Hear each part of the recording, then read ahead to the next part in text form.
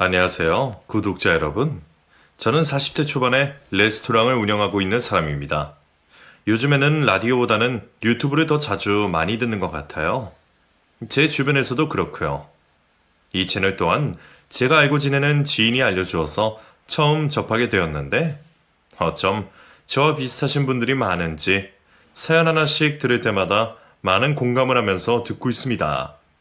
제가 이렇게 사연을 듣고만 있다 보내게 된 것은 더 이상은 우리와 같은 피해자들이 생기지 않기를 바라기 때문입니다. 물론 사람이 머릿속으로 알고 있어도 그대로 행동하기 어렵다는 걸 알지만 제 이야기를 들은 분 중 한 명이라도 저와 같은 일 겪지 않으시고 그 상황을 하루빨리 탈출하신다면 좋을 것 같아 제 사연을 적어 보내봅니다. 그러면 제 불우한 어린 시절부터 해서 이야기를 시작해 보겠습니다.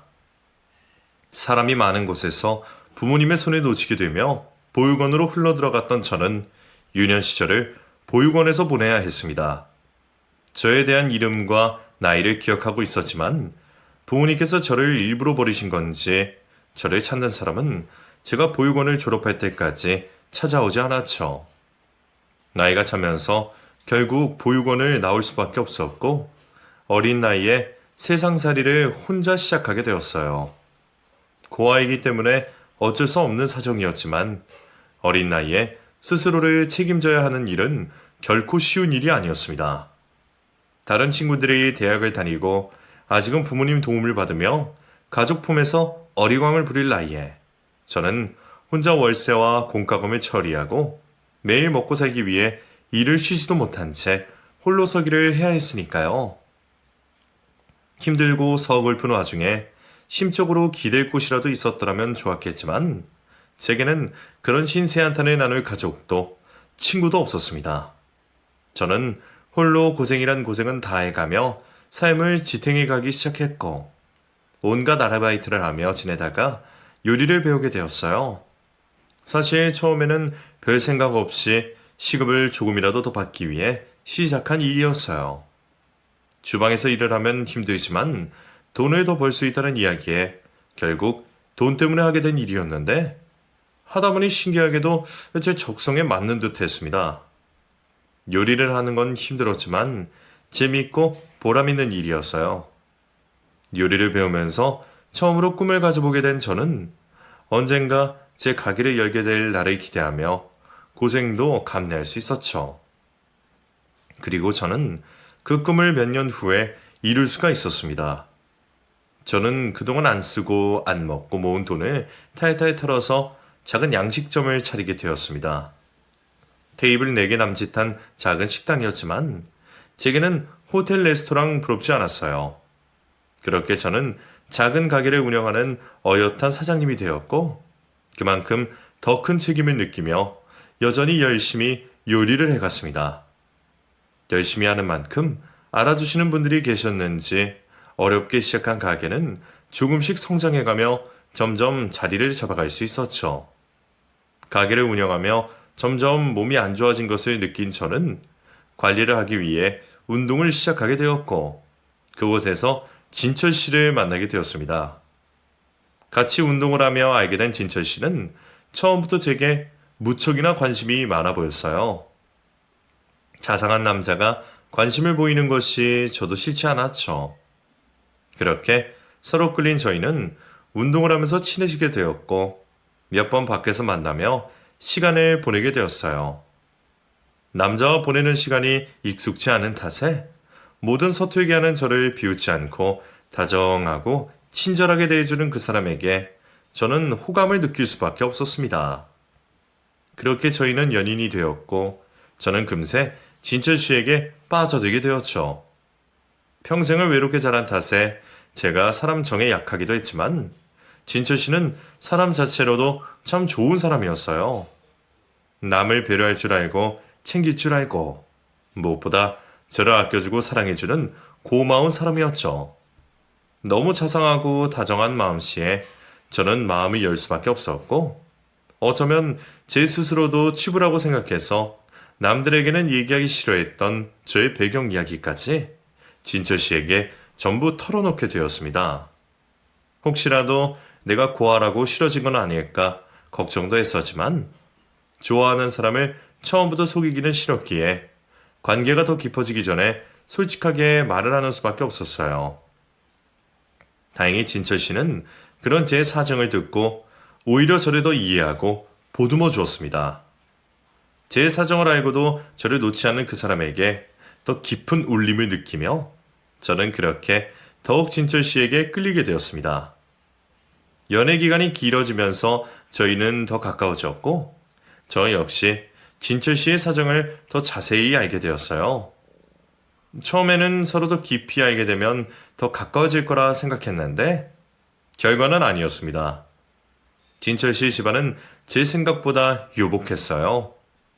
처음에는 진철 씨도 저처럼 고생해서 자기 사업을 꾸리는 사람인 줄 알았는데 진철 씨가 사업을 하시는 부모님 밑에서 부족함 없이 자란 남자라는 것을 알고 저는 갑자기 진철 씨가 멀게 느껴졌죠. 평범한 집안에서도 저를 반대하실 마당에 그런 집안이라면 며느리 조건을 더 따지실 게 뻔했기에 저는 저와 너무나 비교되는 진철 씨의 형편이 부담스러웠어요. 결혼까지도 생각하고 있었던 저는 그런 진철 씨의 집안을 감당할 수 없을 것 같았습니다. 결국 저는 그 이유로 만남을 정리하려고 했지만 진철 씨는 저를 설득하며 끝까지 저를 포기하지 않았어요. 그런 이유로 헤어지자니 그게 무슨 말이야.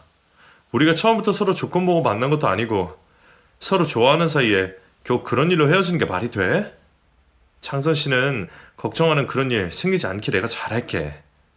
그러니까 우리 헤어지지 말자, 제발. 절절한 말들로 저를 붙잡는 진철 씨에게 설득당한 저는 결국 나중의 일을 당장 걱정하지 않기로 하고 계속 만남을 이어가게 되었습니다. 나중에 무슨 일이 벌어질까 걱정되면서도 그때는 그 사람과 차마 헤어질 수가 없었어요. 그렇게 저희의 연애 기간은 더 길어졌고 만남을 이어가던 어느 날 남자친구의 부모님이 저를 보고 싶어 하셨죠. 우리 부모님이 창선 씨 보고 싶어 하시는데 이참에 한번 만나뵈는 건 어때? 진철 씨 부모님을? 근데 내가 고아라고 싫어하시면 어떡해. 아니야.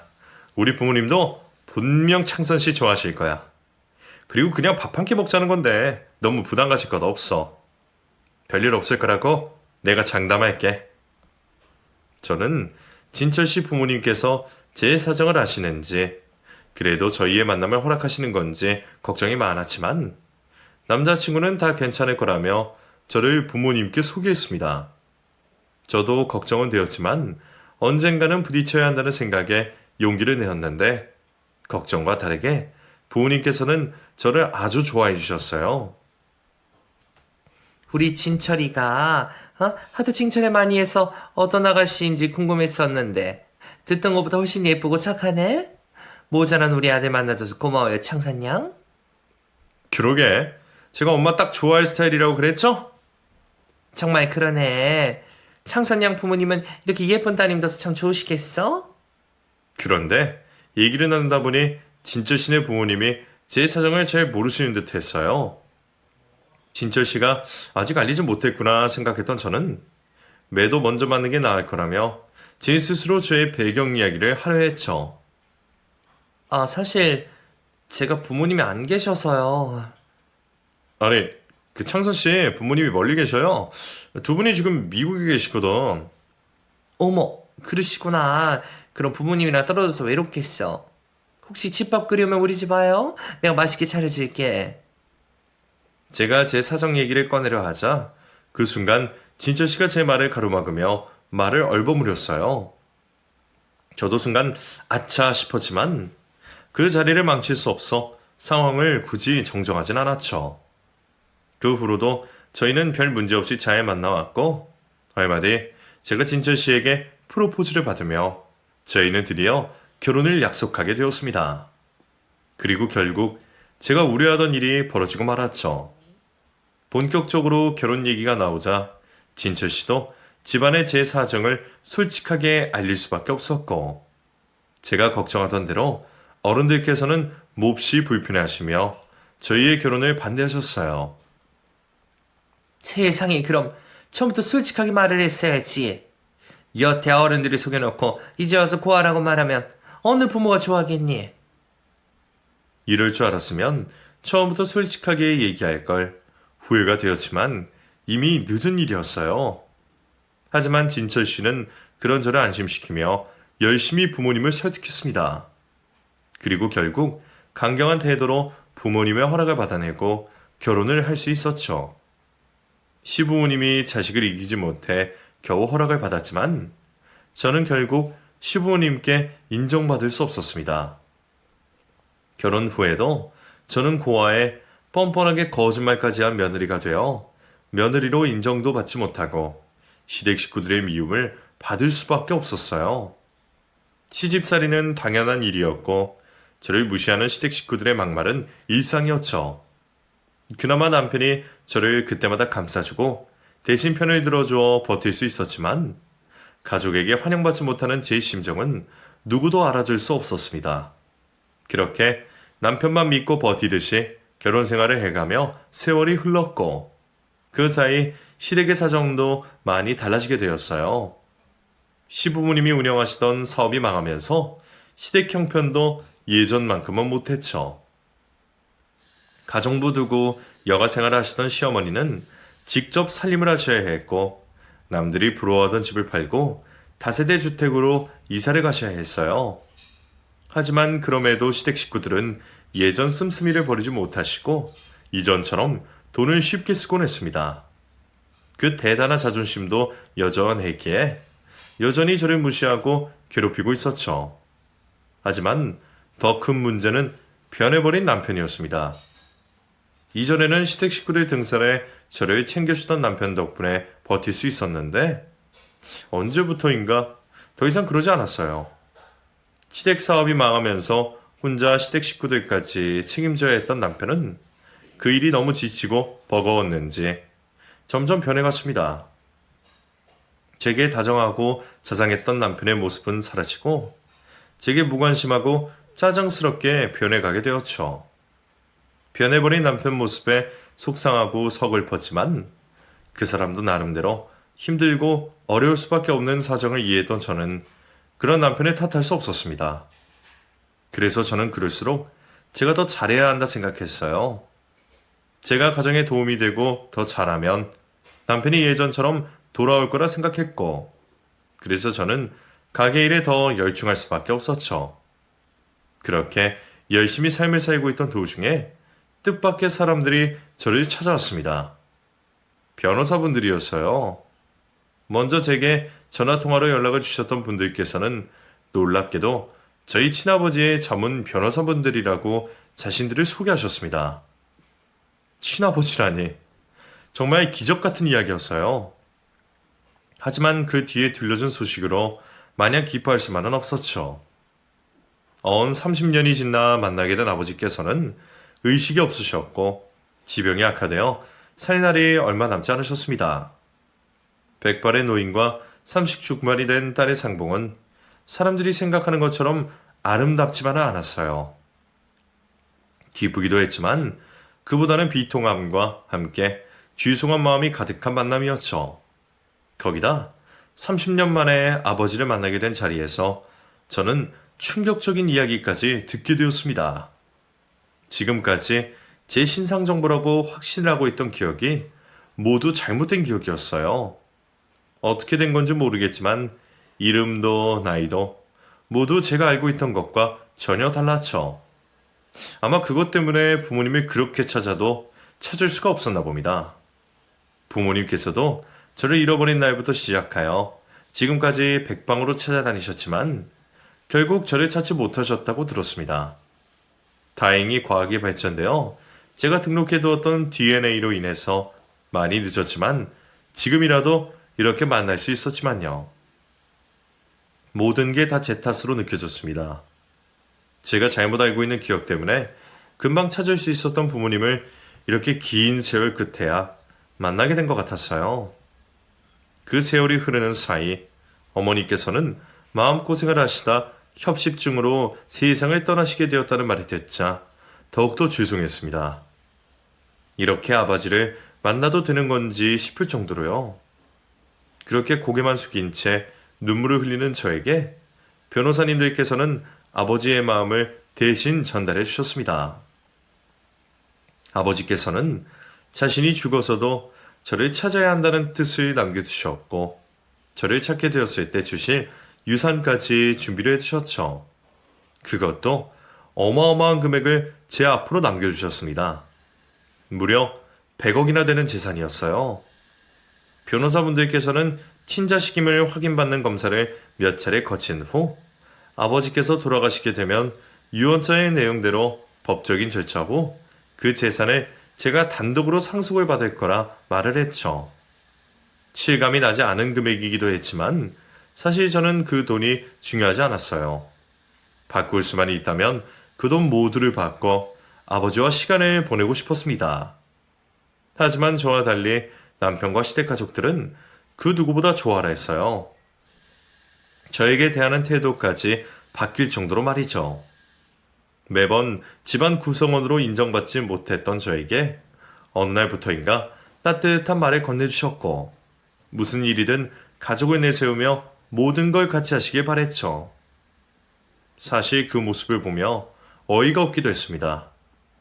돈 때문에 이제서야 저를 가족의 구성원으로 받아준다는 게 너무 뻔히 보였거든요. 그 모습에 화가 나기도 했지만 이렇게 된 거 좋게 생각하기로 했어요. 이제라도 가족으로서 화목하게 지내면 된다고 생각했고, 저에게 벌어진 기적 같은 일로 우리 가족 모두가 행복해질 수 있을 거라 생각했죠. 솔직히 거기에 대해서는 그리 깊게 생각하지 않았어요. 더 중요하게 생각하는 일이 있어 너무 바빴거든요. 잠시 제가 자리를 비운 사이 아버지께서 눈이라도 뜨시면 어쩌나 싶었던 저는 아버지를 1분 1초라도 제 눈에 더 담고자 매일 아버지를 찾아가 뵙고 눈을 감고 있는 아버지에게 제가 살아온 삶을 전해드리기 바빴습니다. 혹시 빼먹은 게 있을까 싶어 평생 써왔던 일기장을 가져다 놓고 매일 눈을 감고 계신 아버지께 이야기를 하고 있었죠. 아주 잠깐이라도 눈을 뜨신 아버지와 대화를 하고 싶었습니다.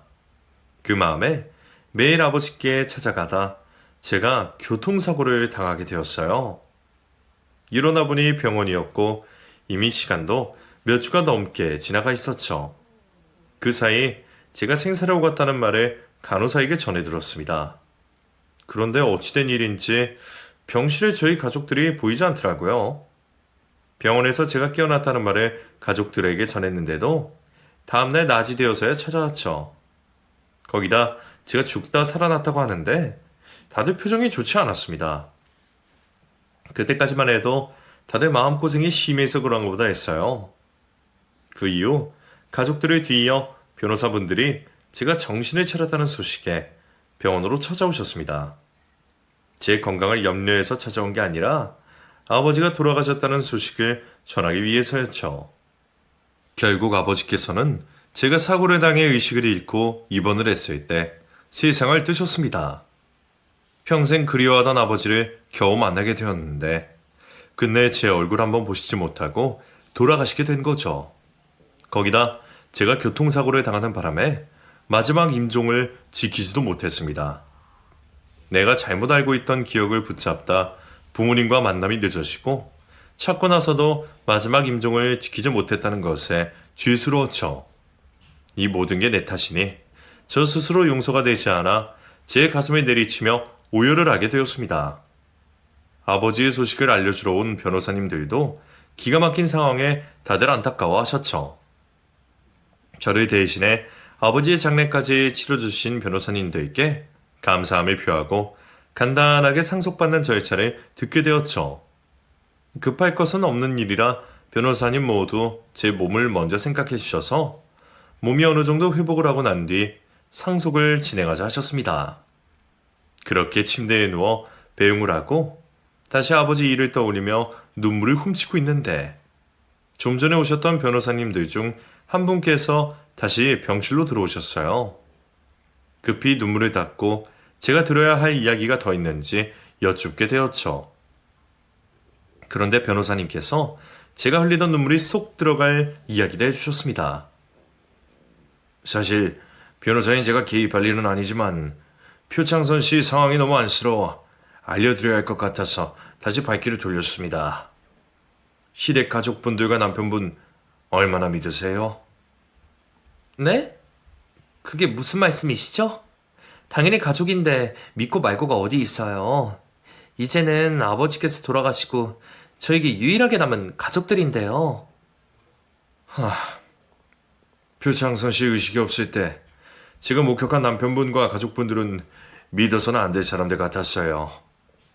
표창선 씨 삶에 변화가 없다면 모르겠지만 표주옥님의 거에게 재산의 상속을 받으시면 더욱더 경계를 해야 할 것 같고요.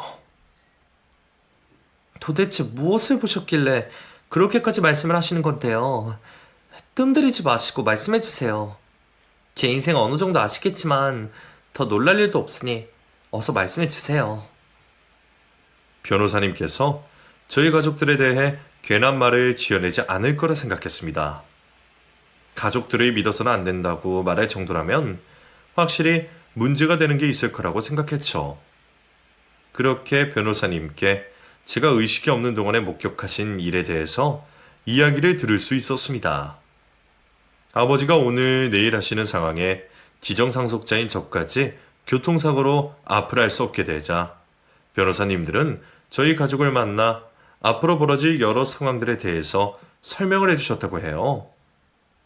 그런데 남편과 가족들에게 설명을 하시면서 이상한 점을 느끼셨다고 합니다. 다른 사람들의 경우 비슷한 상황에서 돈보다는 생사를 오가는 가족 걱정을 먼저 하다 보니 대부분 정신을 살짝 놓은 채로 이야기를 듣는다고 했습니다. 설령 걱정되는 마음이 없다고 해도 그런 척이라도 한다고 말씀하셨죠. 그런데 저희 가족은 저를 걱정하는 모습이 전혀 보이지 않았다고 해요. 오히려 제가 받을 유산에만 관심을 보였다고 했죠. 여러 상황들 중에 자신들이 돈을 받을 수 있는 상황에만 귀를 쫑긋하고 심지어 입꼬리까지 실룩거리며 새어나오는 웃음을 참지 못했다고 합니다. 변호사님 사이에서도 이례적인 모습에 말이 나왔다고 했죠. 그래도 거기까지는 이해를 하셨다고 해요. 변호사 생활을 하시면 더한 상황도 많이 보셨으니 말이죠. 그렇게 저희 가족과 만남을 마치고 한참이 지나 퇴근을 하던 중에 꼭 알려줘야 하는 부분이 생각이 나셨다고 합니다.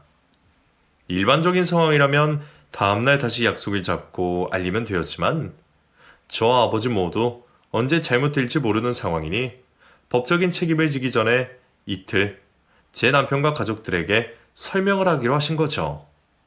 마침 남편과 제 가족들이 같이 있다는 걸 통으로 알고는 변호사님께서 가족들이 있는 곳을 찾아가셨다고 합니다. 그곳에서 목격을 하시게 된 거예요. 그 충격적인 모습을 말이죠. 이미 문 입구에서부터 이상함을 느끼셨다고 하셨습니다. 시부모님이 살고 있는 다세대 주택 1층 계단에서부터 노랫소리와 함께 시끄러운 소리가 들렸다고 하셨죠. 그 흥겨운 노랫소리가 들려왔던 곳은 다름 아닌 저희 시부모님 댁이었습니다. 초인종을 눌러도 반응이 없어 남편에게 전화를 하여 겨우 들어가게 된 집은 사경을 헤매는 가족이 있을 거라 상상할 수 없는 집안의 모습이었다고 해요. 잔치상은 거하게 차려져 있었고 가족들은 노래방 기계에 나오는 반주에 맞춰 춤까지 추고 있었죠. 다들 얼큰하게 취해 있어 변호사님이 집안에 들어와 있는 것도 신경 쓰지 않은 채 자신들의 흥에 취해 있었다고 합니다. 변호사님께서는 다른 말이 나오지 않게 고지하시는 내용을 가족과 남편에게 설명해 주시면서 녹음을 하셨다고 해요. 저도 그 당시 분위기를 변호사님께서 넘겨주신 녹음 파일로 알 수가 있었죠. 그저 돈 100억밖에 머릿속에 없는 건지 변호사님이 무슨 말씀을 하실 때마다 가족들은 돈 100억, 100억거리면서 좋아 죽더라고요. 변호사님이 하시는 말씀에는 관심도 없고 그저 자기들끼리 이야기하기 바빴죠. 제가 빨리 죽어야 돈 100억을 받는다며 꼬부랑 협고인 소리를 듣게 되더니 더는 변호사님 말을 끝까지 들을 필요가 없을 것 같았습니다. 그 뒤로도 남편분과 가족분들 쪽에서 법적인 자문을 많이 구하셨는데 전부 돈에 관한 것들이었어요. 이미 그 사람들은 표창선 씨를 죽은 사람 취급하더군요. 느끼셨을지 모르겠지만 오늘 병실에 만난 남편분과 가족분들의 표정을 보니 한낱 먹은 듯이 보이더군요. 아무리 견물생심이라고 하지만 그래도 가족 목숨보다 더 돈을 생각하는 가족분들이라면 진지하게 생각을 해보셔야 할 것 같아요. 거기다 그 돈보다 아버님께서 표창선 씨께 남기시는 유산이니 신중한 선택 하셔야 할 것 같고요. 그 말씀을 끝으로 변호사님께서는 병실을 떠나셨습니다. 다시 변호사님께서 해주셨던 말씀을 되뇌고 있을 때 한 가지 생각이 떠올랐습니다. 아니, 기억이라고 해야겠죠? 제가 정신이 들고 나서 꿈이라고 생각한 상황이 있었는데 변호사님 말씀을 들어보니 그게 꿈이 아닐 수도 있다는 생각이 들었습니다. 그 기억은 이러했어요. 마치 동영상이 끊기며 재생이 되는 듯한 상황에서 옆에 앉아있던 시모가 제 얼굴을 보며 말을 했죠. 그런데 그 말이 너무 끔찍한 내용이라 저는 꿈이라고 단정을 지었어요. 나는 네가 언젠가 한 번쯤은 우리 집안에 도움이 될 줄 알았다. 하늘도 보는 눈이 있으면 고아인 널 데려다가 며느리 삼아 우리에게 복을 내려줘야 하잖니? 네가 우리 집 복덩이거나 아니 복덩이가 되어야 하니까 얼른 죽어다오. 응? 며느라 빨리 좀 죽으면 안 되니? 네가 빨리 죽는 게 우리에게 효도하는 건데. 아무리 저를 미워한다고 하지만 시모가 그런 말까지 했을 거라고는 상상도 하지 못해 꿈이라고 치부했죠. 꿈이 아니라는 확신이 들자 숨이 턱하고 막혀왔습니다. 남편과 시댁 가족마저 없으면 이제 정말 천의 고아인데 어떻게 살아야 하나 싶더라고요. 그러다 점점 제 마음속 깊이 끓어오르던 분노가 솟구쳐 올라왔습니다. 이런 사람들을 가족으로 두고 있을 바에야 차라리 없는 게 나을 거라는 생각으로 바뀌더군요. 시댁 가족들은 그런 마음을 가지고 있다고 해도 별로 놀랍지도 않고 화도 나지 않았는데 남편까지 똑같이 행동했다고 하니 이건 못 참겠더라고요. 애초에 가십밭길인 걸 알면서도 남편 하나 믿고 따라왔는데 자신만 바라보고 있는 아내를 돈 100억에 버리다니 용서할 수가 없었습니다. 아니, 용서하지 않기로 했어요. 이렇게 된 거 남편을 포함해 시댁 가족들까지 싹 다 복수를 하기로 했죠. 어떻게 복수를 하는가가 문제였습니다. 이혼을 해서 헤어지는 걸로는 성에 차지 않았어요. 좀 더 강한 복수를 꿈꾸게 되었죠. 복수로 뭐가 좋을까 생각을 하다 돈을 좋아하는 가족이니 돈으로 복수하는 게 최고라는 생각이 들었습니다. 자기들이 좋아하는 돈 마음껏 쓰게 해주는 거죠. 상소로 하게 되어 경제적인 자유를 얻게 되었으니 넉넉하고 베푸는 모습을 보이면 알아서도 욕심을 부릴 거라고 생각했습니다. 제가 해야 할 건 그들이 욕심을 부릴 수 있게 넉넉한 모습의 연기만 하면 되는 거였죠. 우선 변호사님들께 재산 상속을 잠시 연기하고는 남편에게 부탁을 하여 가족들 모두를 불러 모았어요. 가족들에게는 제가 사고를 당하고 나서 가족들 모두 마음고생을 많이 했을 거라며 감사한 마음을 전달한다고 말을 했죠. 다들 갑작스러운 제 사고에 놀라시고 걱정도 많이 하셨을 텐데 정식으로 인사는 해야 할 것 같아서요. 그리고 제가 의식이 없는 동안 간병해 주신 것도 감사하고요. 지금까지 항상 부족한 아내, 며느리, 그리고 언니였는데 이번에도 심려를 끼쳐서 죄송해요. 그래도 앞으로는 정말 우리 가족 모두 다 같이 행복하게 지낼 수 있게 제가 노력하고 나누면서 살게요. 아버지께서 남겨두신 재산 상속받는데 서류상 문제가 있어서 시간이 좀 더 걸린다고 하는데 그것만 받으면 우리 집안 다시 일으켜 세우는데 도움이 되도록 하겠습니다. 다들 감사드려요. 너는 겨우 그 말 하려고 이 가족들 전부 불렀어? 그 정도는 문자로 해도 될 텐데. 어쨌거나 저번에도 말했지만 네가 무사해서 다행이다. 우리 가족 모두 너 깨어나라고 얼마나 노력했는데. 아마 네가 그 모습을 봤으면 이렇게 감사하다는 말로만 끝나지 않았을 거다. 우리 입으로 말하긴 그렇지만 네 걱정에 잠 한숨 밥 한 숟가락 떠넘기기 어려웠다. 정말 피가 말한 줄 알았다고. 안 그러니 지선아? 맞아요. 언니. 부모님이나 나도 언니 깨어나라고 얼마나 간병하는데 열과 성에 다 했다고요. 솔직히 이렇게 말로만 고맙다고 말하고 끝낼 건 아니긴 해요. 거기다 언니 유산 상속 받는다고 크게 한 통 내지도 않았잖아요. 생각하니 조금 섭섭하려고 하네? 어쩜 이렇게 속이 훤히다 보이는지 제가 미끼를 꺼내놓기도 전에 먼저 알아서 덥석 물었어요. 어머, 내 정신 좀 봐. 그러게요. 제가 가족들 다 같이 하는 식사 자리라도 만들었어야 했는데 죄송해요. 아버지 일 때문에 정신이 없어서. 근데 제가 몸이 이래서 같이 하는 식사 자리 만드는 것도 힘들고 요리는 더더욱 힘들 것 같은데 뭘 대신할 게 있을까요? 그래? 감사 표시나 하고 싶어? 밥이나 차차 네가 회복하고 나서 먹어도 되겠고 그보다 다른 식으로 감사의 표시를 해도 될 텐데 뭐 우리 집안이 말을 돌려 사는 편은 아니니 내가 집안의 가장으로서 가족들의 마음의 헤아를 이야기해 본다면 그 감사의 표시를 물질적으로 해도 되지 않겠니?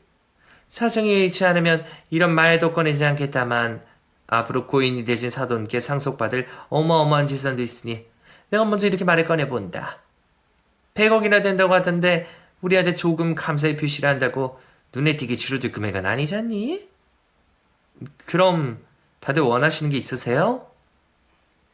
정말 사주려고? 많이 비싼 건데 혹시 자동차도 될까? 네가 가격을 정해주면 내가 고르기 쉬울 텐데. 가지고 싶으신 게 있으면 사셔야죠. 몇 년 동안은 하고 싶은 거, 사고 싶은 거 못하고 지내셨잖아요. 제가 그런 모습 볼 때마다 며느리로서 얼마나 죄송했는데요. 그래? 그러면 외제차 세단도 괜찮은 거지? 아니, 내가 요즘 친구들 만날 때마다 자존심이 구겨졌어. 친구들한테 차 정비 들어갔다고 거짓말하는 것도 한두 번이 있지. 아주 만날 때마다 곤욕을 치른다. 장선아, 그럼 나 정말 외제차로 세단 한 대 고른다. 정말 괜찮은 거지? 좀 전에도 사시고 싶다고 말씀하셨잖아요. 시원하게 구매하세요. 고맙다. 고마워. 그럼 내가 우선 대출이든 카드 할부든 알아보고 먼저 구매해 놓으마. 알다시피 요즘에 차를 구매해도 한참 뒤에 나오니까. 그렇게 아버님을 시작으로 해서 어머님 시누이까지 가족 모두 자신들이 바라는 물건을 말한 뒤 구매를 하겠다고 말을 했습니다. 제가 그 전에 재산 상속이 늦어질 거라고 말을 해서 그런지 다들 알아서 구매를 하고 나중에 저에게 돈을 받겠다고 하면서까지 말이죠. 일이 술술 풀려가는데 남편은 그런 상황을 지켜만 보고 있더라고요. 다른 가족들에게 복수를 하는 것도 중요했지만 가장 중요한 건 남편이었는데 말이죠. 애가 타지만 괜히 남편에게 먼저 권유를 했다 의심을 살 것 같아서 모른 척을 하며 있었어요. 그렇게 한 일주일 정도 지났을까?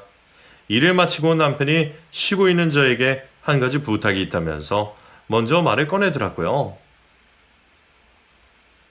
여보, 몸은 좀 괜찮아? 다음 주 퇴원이라고 하는데 얼른 나가고 싶을 정도로 몸은 좋아. 당신 지금까지 고생 많았어. 아마 당신이 가장 마음고생이 심했을 텐데. 제가 무슨 고생을 해. 당신이 고생을 했지. 그런데 당신 아버님 유산 상속받으면 뭐 할 거야? 글쎄, 그렇게 큰 돈을 가지게 된 건 처음이라 잘 모르겠네. 그냥 통장에 넣어두고 살아도 우리 가족 모두 평생 잘 먹고 잘 살지 않을까? 돈이 돈을 버는 시대인데 통장에 넣어두기만 해서 되나? 그렇게 묵힐돈이면 혼자 투자 좀 해볼래? 내가 평소에도 하고 싶었던 사업 아이템이 몇 개 있거든. 그리고 지금 하는 사업도 좀 더 크게 확장해서 돈 좀 왕창 벌어보고 싶고. 당신이 지원만 해준다고 하면 나는 바로 시작할 준비가 되어 있는데. 여기서 너무 쉽게 수락을 해주면 안 될 것 같았어요. 좀 더 애를 태우게 만들기로 했죠. 사업을 또 하고 확장을 해? 오히려 그런 게 돈을 더 까먹겠다. 여보, 나 정말 준비되어 있어. 우리 가족들 먹여 살리느라 내가 염두를 못 낸 거야. 당신이 지원해 주기만 하면 일에만 집중해서 잘할 수 있어. 그러니까 제발, 당신이 얼마나 준비되어 있는지도 모르겠고 일에 매달려서 나랑 서연이에게 무관심해지는 것도 싫고. 제가 그렇게 애를 태우니 남편은 당장 하고 싶어 미칠 것 같이 보였습니다. 제가 해도 된다는 말만 떨어지면 바로 진행할 수 있다면서 저에게 프레젠테이션까지 하더라고요. 그 설명을 듣다 보니 제가 당연히 해줄 거라고 생각했는지 이미 어느 정도 일을 벌려놓고 부탁을 하고 있더라고요. 바로 이때다 싶었죠. 저는 구두 계약이 될 만한 말은 삼가한 채 수락을 했고 일이 진행되는 걸 지켜보게 되었습니다. 그리고 뒤통수를 치듯 이혼 소송을 하게 되었어요. 사연은 지난날 제가 당해온 시집살이로 말이죠.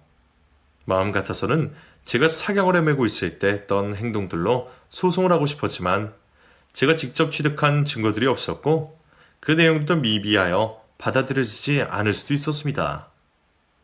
이혼 변호사님과 상담을 나눈 뒤 가장 가능성이 있는 시집살이로 소송을 하게 되었죠.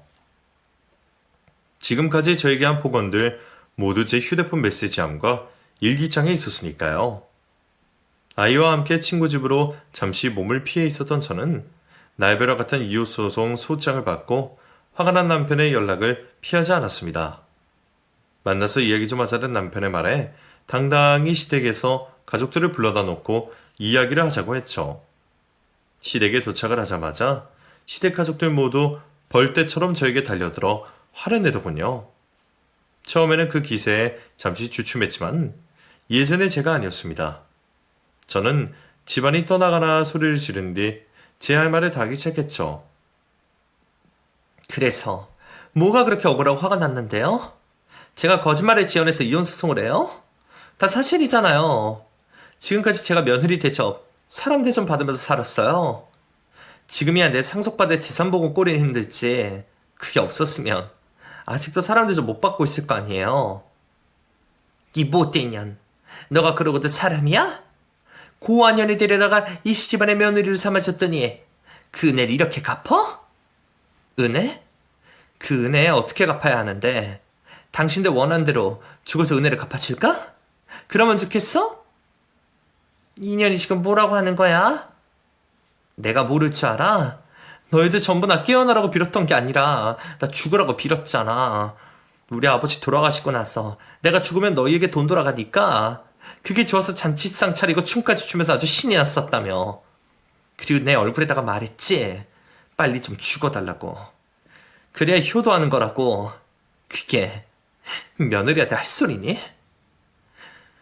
내가 고아라서 이 집에 가져온 건 없지만 집안일하고 너희들 챙기면서 얼마나 열심히 했는데 그런 사람한테 할 소리야? 설령 내가 남이라고 해도 그런 말을 하면 안 되는 거잖아. 여보, 당신이 지금 너무 흥분한 것 같은데. 너도 마찬가지야. 너만 믿으라며 네가 행복하게 해준다며. 근데 너도 이 사람들이랑 한패가 되어서 똑같이 행동하니? 나는 아버지께 유산 받는다고 했을 때도 우리 가족들 생각했어. 그 돈이면 다시 예전에 자상한 당신으로 돌아올 거라고 생각했고 이 집안 식구들도 나에게 잘해주겠지 싶었다고. 너희야말로 은혜도 모르는 것들이라고. 핑계대지 마라. 고아 주제에 큰돈 생기니까 마음이 변한 거겠지. 남편도 바꿔버리고 시부모도 지가 다르게 쉬운 걸로 바꾸고. 생각해보니 네가 우리 집안에 온 날부터 우리 집 가세가 기울기 시작했어. 단 2년 때문에 벌어진 일이라고. 우리 진철이랑 헤어지는 건 나도 쌍수를 들고 반기지만 우리 집안에 피해를 입은 건 돌려받아야겠다. 네가 멍청해서 그런가 본데? 부부가 이혼하면 재산 분할해야 하는 걸 모르니? 조용히 합의 이혼해준다면 우리가 원래 받을 금액에서 손해를 보더라도 덜 받을 테니 합의나 하고 가라? 합의? 이거 소송이에요. 나는 이 결혼의 문제가 당신들에게 있다는 걸 사회적으로 인정받고 싶어서 하는 소송이라고요. 재산이든 이혼이든 법원에서 판단할 테니 거기에서 봅시다. 시댁 가족들은 제가 이혼을 하기 전에 받기로 된 유산이라며 당연히 재산 분할이 될 줄 알았나 봅니다. 그런데 저도 다 알아보고 한 이혼이었어요. 저의 경우에는 아버지께 받은 유산이 특유재산이 되어서 분할재산 대상에 포함이 되지 않는다는 걸 알고 있었습니다. 이혼 소송이 취하되지 않은 것임을 알게 된 남편과 시댁 가족들은 재산 분할이라도 유리하게 받고자 비싼 변호사까지 선임했지만 소용이 없었어요. 결국 이혼 소송은 받아들여졌고 오히려 제가 위자료를 받게 되는 상황이었죠. 급해진 건 남편과 시댁 가족들이었습니다. 이렇게 될 줄 모르고 마음대로 일을 벌려놓은 탓에 빚이 엄청나게 쌓였거든요. 가족들의 생활비를 챙겨주던 남편까지 빚이 생겨버리자 꼿꼿하게 세우던 자존심마저 버리고 제게 도움을 구하러 찾아왔죠. 여보, 정말 우리도 끝에 물려서 여기 찾아온 거야. 저번 일이야 우리가 100번이고 1000번이고 잘못을 했지. 근데 당신 믿고 구매하고 벌린 일들이잖아. 그것들만 좀 해결해주면 안 될까? 그래, 창선아. 우리 가족들 모두 네게 진심으로 미안해하고 있다. 어? 우리가 밑바닥에 떨어지다 보니까 돈 100억에 눈이 멀었나 보다. 이번 일 도와주면 정말 개과천선해서 살아볼 테니 예정을 생각해서도 도움 좀 줘라. 예정이요? 그러면 제가 더 못 도와드리죠. 제가 받은 적이 하나도 없는데. 그리고 집도 있고 차도 있으신 분들이 무슨 밑바닥까지 떨어졌다는 거예요. 남편 빚 빼고는 다들 가지고 있는 비싼 제품들 다 팔면 감당 못한 것들도 아니잖아요. 개과천선이라고 말했는데 이번 기회에 과거의 영광들 싹 다 정리하고 새 마음 새 그릇으로 다시 시작해보세요. 그리고 당신 그 사업에 자신 있다면서 그러면 나한테 사업 설명한 것처럼 어디 가서 돈 많은 투자자 찾아봐. 아니면 개인 파산 신청이라도 해서 어떻게든 다시 올라와 보든가. 여기 가족들 모두 정말 열심히 살고 변한 모습을 보여주면 내가 고민해볼게. 도와줄 생각을 아주 요만큼 정도. 그 뒤로 다른 가족들도 저에게 와서 용서를 빌고 도움을 달라 요청을 했지만 저는 무시를 알고 잘근잘근 남아있는 자존심까지 모두 씹어주었어요. 몇 달을 똑같이 행동하니 도움을 받을 수 없다는 걸 깨달은 건지 어느 날부터 찾아오지 않더라고요. 그 후 저는 다시 딸과 함께 평온한 삶을 되찾았습니다. 큰 돈이 생기긴 했지만 변한 것은 별로 없어요. 딸에게 쓰는 돈을 아끼지 않는 걸 빼면 여전히 큰 돈을 쓸 때는 손이 떨리고 돈 10원도 아끼고 있죠. 다만 이 돈을 좀 더 의미 있는 곳에 쓰고자 저와 같은 불운한 어린 시절을 겪고 있는 아이들을 후원해주며 좋은 곳에 쓰고 있습니다. 현재까지 계속해오던 레스토랑도 계속 운영하며 좋은 일도 하고 있고요. 이렇게 글을 쓰다 보니 저도 참 별일을 다 겪었구나 싶네요. 그런 제가 대견스럽기도 하고 불쌍하기도 합니다. 앞으로는 예전의 삶처럼 굴곡진 인생이 아닌 평온한 삶을 살았으면 싶습니다. 그럼 제 평온한 삶을 여러분 모두도 바라주시고 저는 사연을 마치도록 하겠습니다. 읽어주셔서 감사합니다.